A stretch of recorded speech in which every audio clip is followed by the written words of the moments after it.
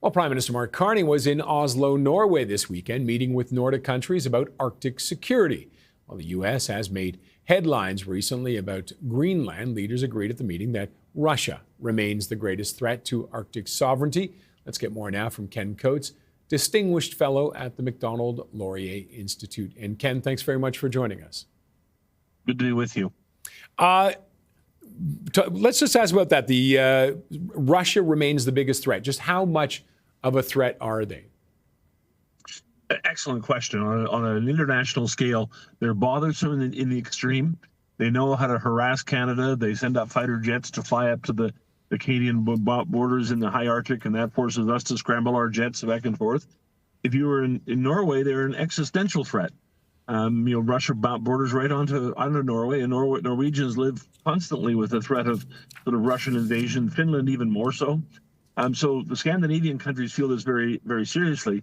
In Canada, they're more, to be honest, they're more of an irritant than a threat. I don't see the Russians invading Ellesmere Island or taking over Iqaluit or attacking Churchill. It's not going to happen. Certainly in the next little while. Russia's very fully occupied right now and stretched to the limits. So it's not a huge imminent threat.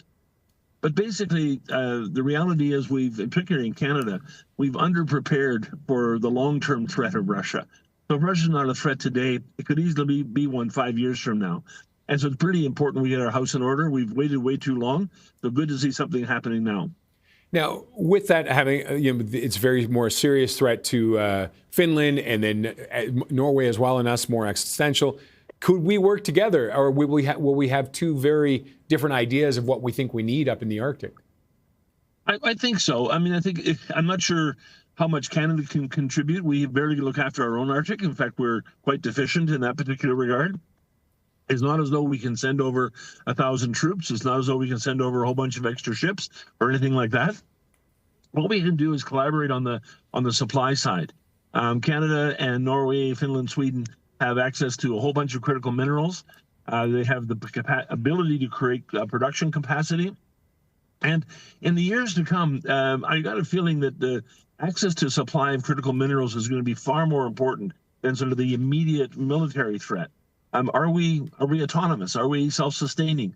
Can we maintain our own high-tech industries? Are we dependent upon access to supplies from China or access to supplies from Africa or other places that are more vulnerable?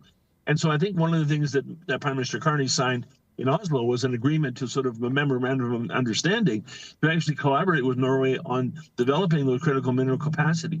Canada, not as good as it used to be, but is one of the world's greatest mining nations.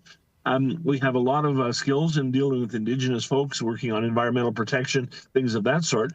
Norway, basically, and the other Scandinavian countries have left their mining industry sort of moribund for quite a while, like 40, 50 years of not really investing in mining because they had other activities going on.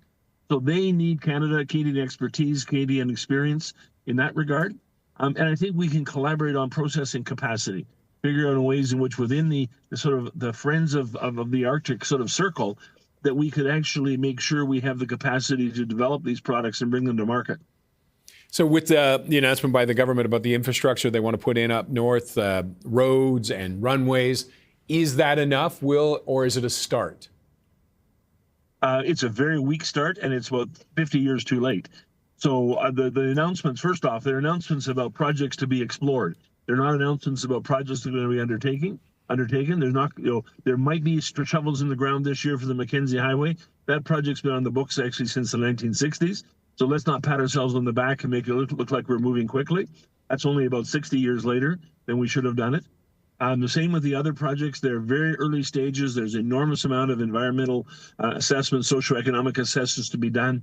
They're going to be extremely expensive. And people are talking about, say, $32 billion. Most of that money is going to be spent on American military hardware. Not very much of that is actually going to be spent on the ground in the Arctic. So we've got a long way to go to find the money to pay for all these things. And actually, once you build them, you have to maintain them.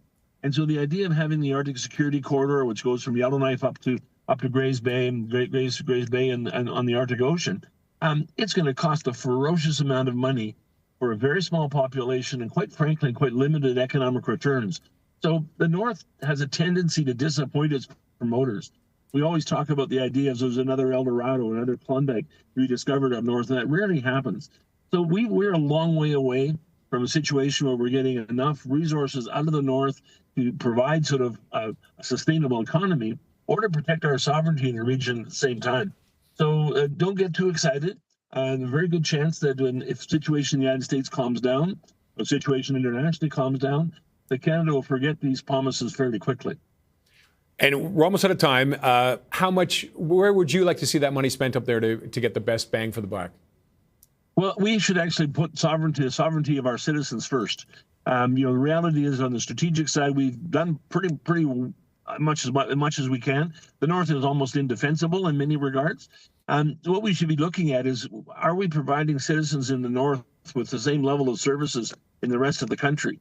Massive housing deficits, highways that are incomplete, airfields that are not up to standard, electricity, waste disposal. We've got so much work to do. Let's focus on completing Confederation and making it a complete country first before we start trying to save the world. All right, we have to wrap it up there. Ken, thank you as always for joining us. You're welcome. Ken Coates is a distinguished fellow at the Macdonald Laurier Institute.